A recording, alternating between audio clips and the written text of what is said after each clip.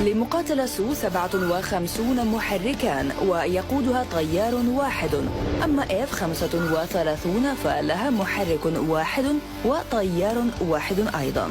وزن المقاتلة الأقصى عند الإقلاع يتجاوز 35 ألف كيلوغرام لدى الطائرة الروسية، ووزن الذخائر التي تحملها 10,000 كيلوغرام.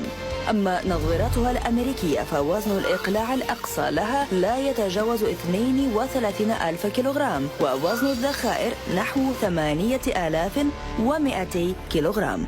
السرعة القصوى للسخوي 57 تصل إلى 2600 كيلومتر في الساعة، أما F-35 فلا تتجاوز سرعتها 1960 كيلومترا في الساعة.